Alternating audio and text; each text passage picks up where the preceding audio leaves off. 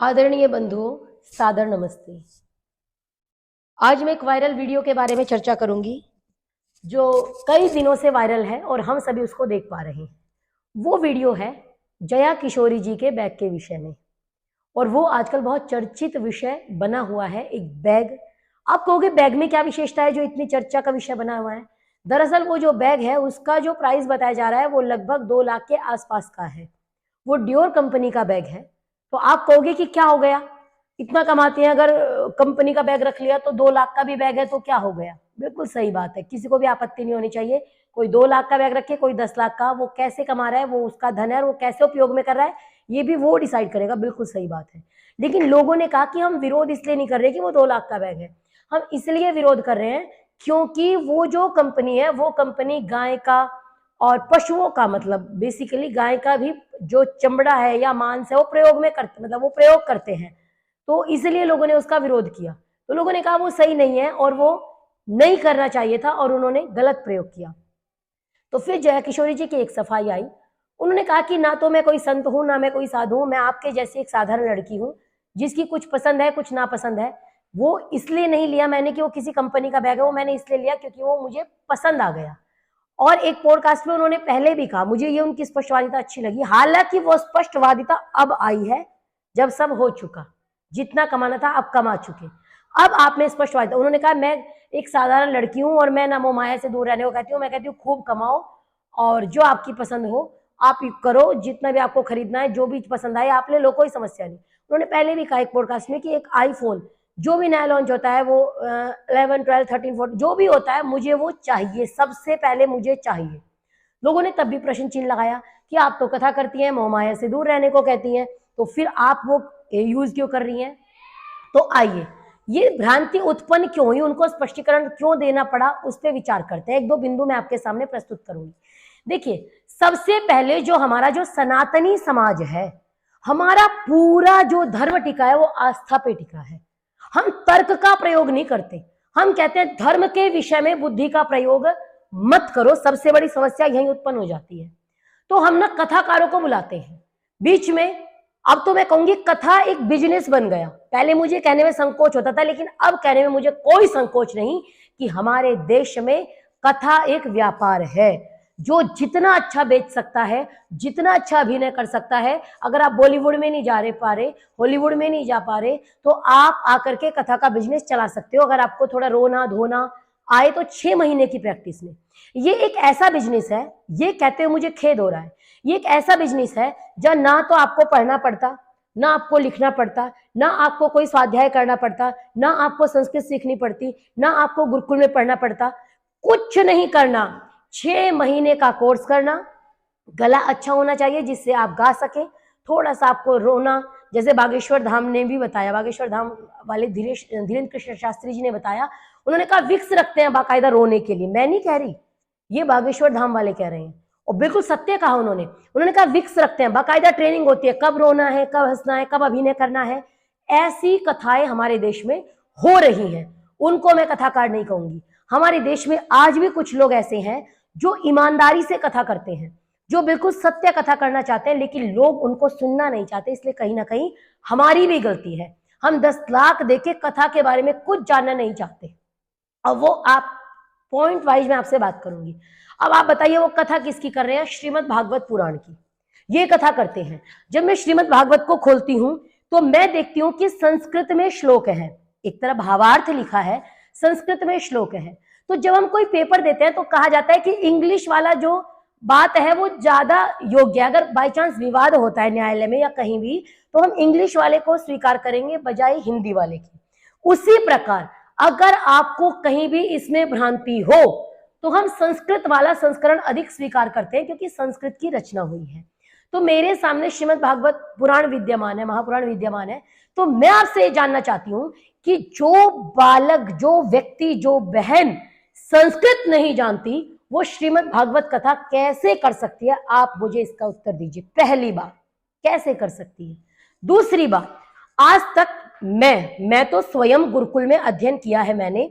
मेरे मन में भी एक भ्रांति थी कि जो व्यास पीठ पे बैठ रहा है, हमारी सनातन परंपरा में शंकराचार्य का पद और व्यासपीठ, ये दो ऐसे शब्द हैं जिसको पूरी दुनिया में रहने वाला सनातनी बहुत आदर की दृष्टि से देखता है।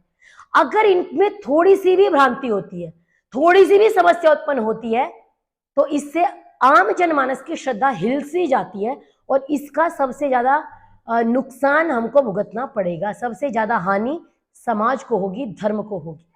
मेरा भी ये मानना था अब तक कि जो व्यास पीठ पे बैठता है वो बहुत त्यागी है, वो वेद के आदेश का पालन करता है। ईशावास्यमिदं सर्वम यत् किंच जगत्याम जगत तेन त्यक्तेन भुंजी था। त्याग पूर्वक उपभोग करने की बात है, भोग करने की बात नहीं है। तो मुझे लगता था कि आचरण में भी होगा, शायद थोड़ा सा तो होगा, क्योंकि भर्तृहरि जी वैराग्य शतक में कहते हैं, महाराज भर्तृहरि, मनस्यन्यत वचस्यन्यत कर्मण्यन्यत दुरात्मनाम मनस्येकम वचस्येकम कर्मण्येकम महात्मनाम। अर्थात मन में कुछ और है, वाणी में कुछ और है और कर्म में कुछ और है। अर्थात कह कुछ और रहे हैं, कर कुछ और रहे हैं। ये जो वाक्य है, ये जो लक्षण है ना, ये सज्जन के नहीं होते। दुरात्मा नाम, ये दुरात्मा व्यक्ति का कार्य होता है। और जो महात्मा होता है, जो सज्जन होता है, वो कैसा होता है?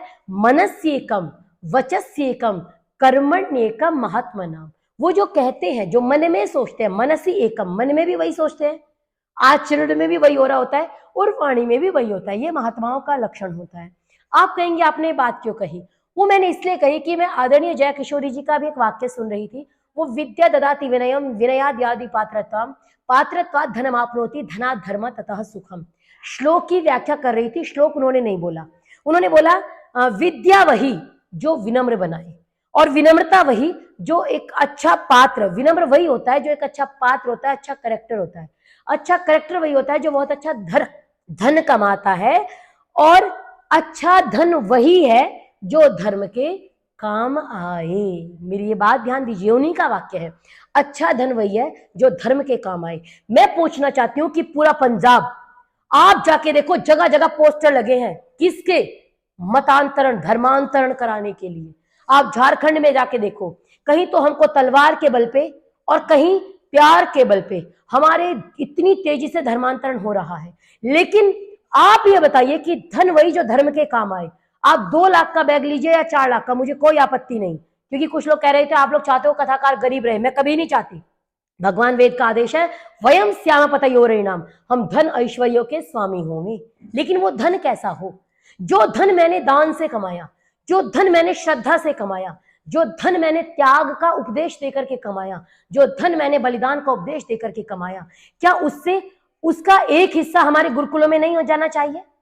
आप ये बताइए कि हम कहते हैं हमारा सनातन सर्वश्रेष्ठ है, मेरी एक पीड़ा है। हम कहते हैं हमारा सनातन सर्वश्रेष्ठ है। लोग 1400 साल पहले आए, लोग 2500 साल पहले आए। आप किसी भी धर्म को खोज लो, ज्यादा से ज्यादा 4000 साल से पुराना कोई नहीं है। लेकिन आज उनके पास देश है, हमारे पास देश नहीं है। क्यों? क्योंकि हमने व्यक्ति का घर तो भरा लेकिन धर्म के लिए कोई योगदान नहीं दिया। आप इतने बड़े बड़े कथाकार 10-10 लाख की कथा करते हैं। मैं कहती हूं एक गुरुकुल चला लीजिए, गरीब बच्चों की सहायता कर दीजिए।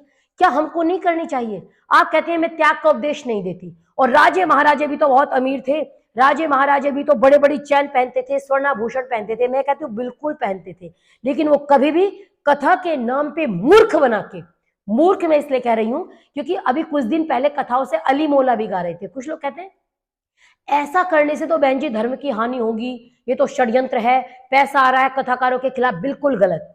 अगर मेरा आचरण श्रेष्ठ है तो मेरे खिलाफ कोई कुछ भी कर ले, कुछ नहीं कर सकता।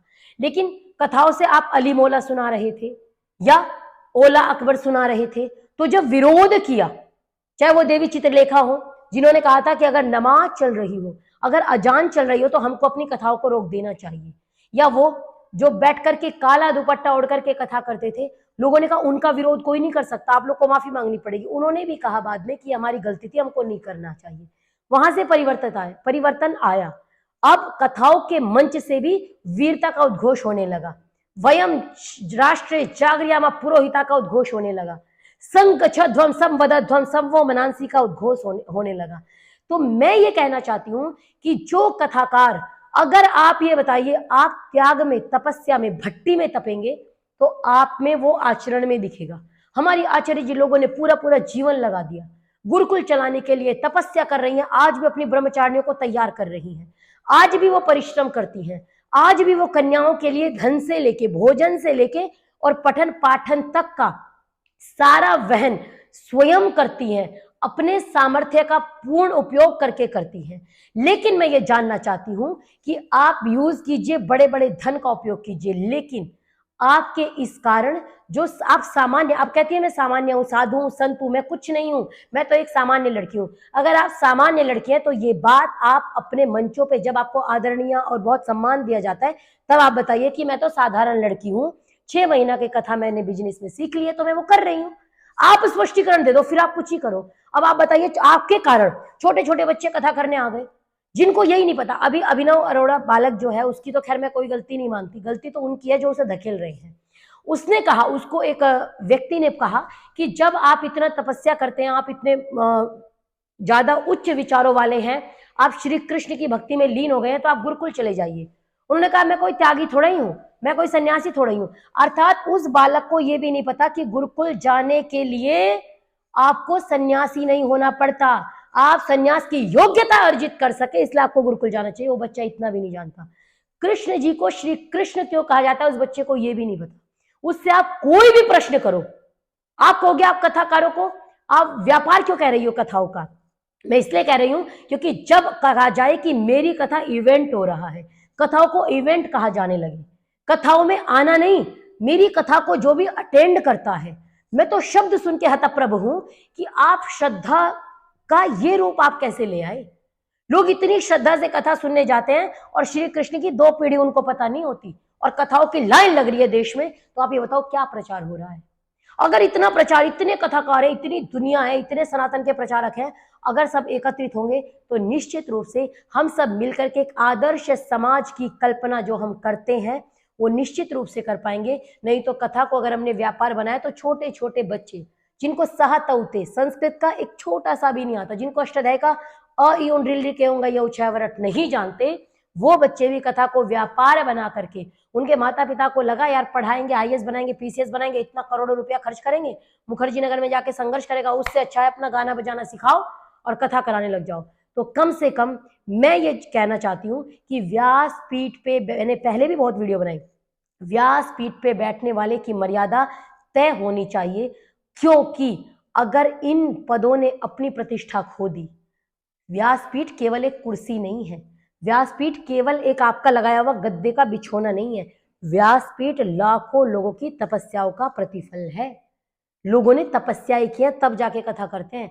आपने कोई तपस्या नहीं की, अरे सुखे दुखे समय कृत्वा लाभा लाभो जय जय, आप श्री कृष्ण जी की कथा करते हैं और श्रीमद मतलब भगवत गीता को नहीं पढ़ते, तो फिर आप काहे की कथा कर रहे हैं? कैसी कथा आपकी हो रही है? आप ये बताइए ना, वो क्या कथा है? अगर आप वासांसी जीर्णानि यथा व्याय नवानि गृणाति नरोपराणि तथा शरीराणि व्याय जीर्णा न्यन्यानि संयाति नवानि देहि, इसका मतलब है कि जो व्यास पीठ पे बैठता है वो मात्र एक व्यक्ति है, कोई भी बैठ सकता है। आपने तो ये अधिकार दे दिया कि व्यास पीठ पे बैठने के लिए कोई योग्यता नहीं चाहिए, कोई संस्कृत का अध्ययन नहीं चाहिए, कुछ नहीं चाहिए। और गलती उनकी नहीं है, वो अपना सामान बेच रहे हैं क्योंकि हम बिकवा रहे हैं। अगर आज कोई व्यक्ति सचमुच कथा करे तो हम उसको बुलाना नहीं चाहेंगे। आज कोई त्यागी तपस्वी आकर के आपको श्रीमद् भागवत सुनाना चाहे, भगवत गीता सुनाना चाहे, वेदों का उपदेश करना चाहे, तो आप देखना 4 लोग वहां बैठे नहीं मिलेंगे। और जो गाएगा अली मौला बैठ करके सुना रहा है, या काली कमली वाला मेरा यार है, या मनियारे का वेश बनाया शाम चूड़ी बेचने आया, और श्री कृष्ण का नाम लेके कोई उनको यार कहता है, कोई उनको भगवान कहता है, कोई उनको ईश्वर कहता है। जितने विकृत रूप समाज में हमारे भगवानों के हैं, हमारे आदर्शों के हैं, हमारे ईश्वर के हैं, इतने किसी के नहीं है। हम नचनिया मात्र बन के रह गए। कड़वा शब्द है लेकिन सत्य है। होली आई है, दारू पियो नाच लो। दीपावली आई है, शराब पियो नाच लो। भैया दूज आई है, शराब पियो नाच लो। कथा हो रही है, जाकर के नाच लो। इन सनातनियों का, हम सनातनियों का नाचने के अलावा कोई काम नहीं रह गया। जिनके वेदों में कहा गया यत्र ब्रह्म च क्षत्रम च सम्यं च उचरता सह। आचार्य द्रोण ने राजा द्रुपद को कहा था, अग्रतश्चतुरो वेदा पृष्ठतः सशरम धनु इदम ब्रह्मम इदम क्षात्रम शापादपि शरादपि। मेरे आगे 4 वेद हैं, अर्थात मुझे 4 वेदों का ज्ञान है, और मेरे पास धनुष बाण भी है। या तो शास्त्र में आ जाओ या शस्त्र में आ जाओ, मैं दोनों में तुम्हारा मान मर्दन करने को तैयार हूं। तो ऐसे ऐसे लोगों की परंपरा वाले देश में जब ये कहा जाए कि व्यासपीठ से मैं बैठती हूँ, मैं संत थोड़ा ही हूं, तो व्यासपीठ की गरिमा को आप ठेस पहुंचा रहे हो। और ये सामान्य नहीं है, ये असाधारण है, साधारण नहीं है। और जितने लोग इस पर मौन है, चाहे वो शंकराचार्य हो, चाहे वो कितना भी संत समाज हो, आप लोग, मेरे को समझ में नहीं आता कब बोलेंगे। अगर आज नहीं बोले, ये अगर आज स्वामी चिदंबरानंद जी बोल रहे हैं, लोग उनका विरोध कर रहे हैं, आप स्वयं योग्य नहीं है इसलिए आप उनका विरोध कर रहे हो। अरे भैया, अली मौला का विरोध मत करो, कल को मंच पे आके व्यासपीठ में नाचने लग जाना, उनका विरोध मत करो। कल को आकर के छोटा बच्चा जो पहले कहता था मैं तो चिकन खाता हूँ, मेरी माँ बहुत अच्छी है, मेरी माँ चिकन खाती नहीं है लेकिन मेरी माँ मेरे लिए चिकन बनाती है, वो बच्चा आपको भागवत सुना रहा है और आप सुन रहे हो, बहुत अच्छे। ये उत्थान नहीं, इसको पतन कहते हैं। याद रखिए, किसी कवि की पंक्तियां याद आती हैं मुझे, अब ये नहीं मुझे नहीं करियाओगे, मुझे भी कहोगे। क्यों? क्योंकि हम व्यक्ति पूजक है, सनातन की पूजा कोई नहीं कर रहा, इसीलिए आज एक राष्ट्र नहीं है। अगर यहां से निकाल दे तो चुल्लू भर पानी में डूब के मरने के अलावा कोई जगह नहीं है। याद रखिए, गुण भले हो जाऊं लेकिन मौन नहीं हो सकता मैं।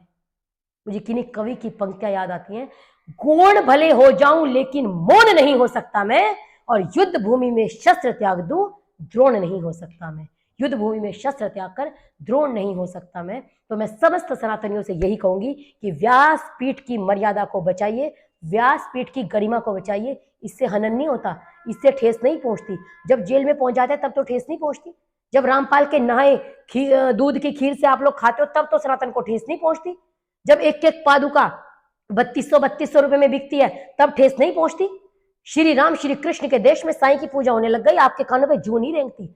जब तक घरों में बात नहीं आती हम जगते नहीं है। ये देश सनातनियों का देश है, ये देश त्याग की भूमि है, बलिदान की भूमि है, अर्पण की भूमि है, तर्पण की भूमि है। तो हम सभी जागरूक होंगे तो निश्चित रूप से व्यासपीठ की मर्यादा बचा पाएंगे, गरिमा बचा पाएंगे। व्यासपीठ पे बैठने वाले को सामान्य संस्कृत आनी चाहिए, क्योंकि जिसकी आपको कथा करनी है वो ग्रंथ संस्कृत में है। तो आज जागरूक नहीं हुए तो कभी नहीं हो पाएंगे। अंतिम में 2 पंक्ति कह के वाणी को विराम, ये खामोश मिजाजी आपको जीने नहीं देगी, ये खामोश मिजाजी आपको जीने नहीं देगी। अगर जीना चाहते हो तो कोहराम मचा दो, अगर जीना चाहते हो तो कोहराम मचा दो। जय श्री राम, जय श्री कृष्ण।